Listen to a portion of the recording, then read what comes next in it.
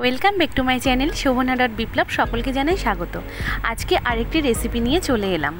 আজকে তোমাদের সঙ্গে যে রেসিপিটি শেয়ার করব, রেসিপিটি হলো পাকা পটলের চচ্চড়ি।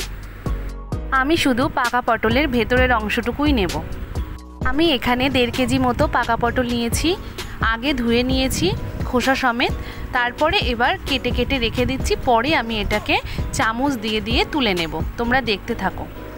আর হ্যাঁ, পটলগুলো কিন্তু পুরো ফ্রেশ নিতে হবে। এই পাকা পটলের ভেতরের অংশটুকু দিয়ে চচ্চড়ি করে যারা খাওনি তারা একবার এই রেসিপিটা দেখে ট্রাই করে খেয়ে দেখো। আশা করি তোমাদের ভীষণ ভালো লাগবে। মাছ, মাংস, ডিমকেও কিন্তু হার মানিয়ে দেবে। তো এই পাকা পটলের চচ্চড়ি দিয়েই কিন্তু এক থালা ভাত খেয়ে নেওয়া যাবে। অনেকে কিন্তু পাকা পটলের ভেতরের অংশটুকু যখন খায় তারা কিন্তু দানাগুলো ফেলে দেয়, কিন্তু আমরা কিন্তু দানা ফেলি না। কেন দানা ফেলে দিলে পটলের ভেতরের অংশের যে চচ্চড়ির টেস্টটাই কিন্তু পাল্টে যায়। ওই জন্য দানা শুদ্ধই কিন্তু আমরা করি। যারা দানা খাবে না তারা ফেলে দিতেই পারো। আমার সমস্ত পটল কাটা হয়ে গেছে। এবার পটলের ভেতরের অংশটুকু আস্তে আস্তে আমি চামচ দিয়ে কিন্তু বার করে নিয়ে আসছি। চামচ দিয়ে যতটুকু সম্ভব তোমরা কিন্তু ভালো করে কুড়িয়ে কুড়িয়ে বার করে নিয়ে আসবে। শুধু জাস্ট খোসা, পাতলা খোসাটুকু থাকবে। সব বন্ধুরা আমার ভিডিও আজকে প্রথম দেখছো, তাদের যদি আমার ভিডিও ভালো লাগে তাহলে অবশ্যই করে আমার চ্যানেলটি সাবস্ক্রাইব করে দিও, আর পাশে থাকা বেল আইকনটি টিপে নোটিফিকেশান অল করে দিও। তাহলে প্রত্যেকটি ভিডিও সবার আগে তোমাদের কাছে পৌঁছে যাবে।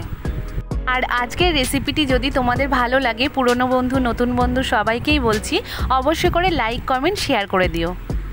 আর তোমরা যদি আরও ভালো ভালো রেসিপি দেখতে চাও তাহলে অবশ্যই করে কিন্তু কমেন্ট বক্সে কমেন্ট করে জানাবে। আর কি ধরনের রেসিপি দেখতে চাও, কি রেসিপি দেখতে চাও সেটাও কিন্তু জানাবে। এই দেখো আমার কমপ্লিট করা হয়ে গেছে পুরোটা। আর এদিকে আমি শুকনো লঙ্কা নিয়ে নিয়েছি, পেঁয়াজ বাটা, লঙ্কা বাটা, রসুন বাটা আর কিছুটা পেঁয়াজ কুচোনো নিয়ে নিয়েছি। আমরা একটু ঝালটা বেশি খাই বলে একটু কাঁচা লঙ্কাও বেটে নিয়েছি, কিন্তু শুধু শুকনো লঙ্কা দিয়েও কিন্তু করা যায়। যাই হোক, প্রথমে আমি কড়াইটা গরম হওয়ার পরে সর্ষের তেল দিয়ে দিয়েছি। সর্ষের তেলটা গরম হওয়ার পরপরই আমি শুকনো লঙ্কাগুলো ছিঁড়ে তেলের মধ্যে দিয়ে দিলাম। এবার শুকনো লঙ্কাটা একটু ভাজা ভাজা হয়ে আসলেই আস্তে আস্তে আমি প্রত্যেকটি উপকরণ দিয়ে দেব।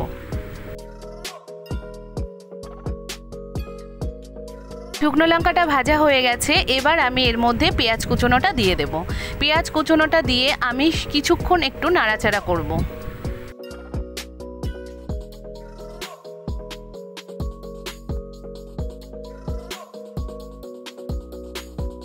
কিছুক্ষণ নাড়াচাড়া করার পর এবার আমি দিয়ে দিলাম এর মধ্যে রসুন বাটা। রসুন বাটাটা দেওয়ার পরে আমি কিছুক্ষণ নাড়াচাড়া করে নেব। কিছুক্ষণ নাড়াচাড়া করার পর এবার আমি দিয়ে দিলাম কাঁচা লঙ্কা বাটা। কাঁচা লঙ্কা বাটা দিয়ে এবার এটাকে আমি ভালো করে একটু কষিয়ে নেব।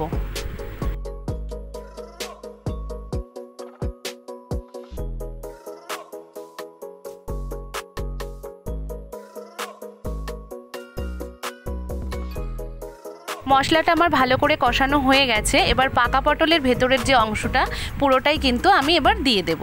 দিয়ে আমি এবার এটাকে ভালো করে নেড়ে চেড়ে এটাকে ভালো করে কষিয়ে নেব। ততক্ষণ না জল জল ভাবটা টেনে আসবে ততক্ষণ কিন্তু আমি এটাকে নাড়তেই থাকবো। এই চচ্চড়িটা কিন্তু করার সময় কন্টিনিউই নেড়ে যেতে হবে, না হলে কিন্তু নিচে লেগে যেতে পারে।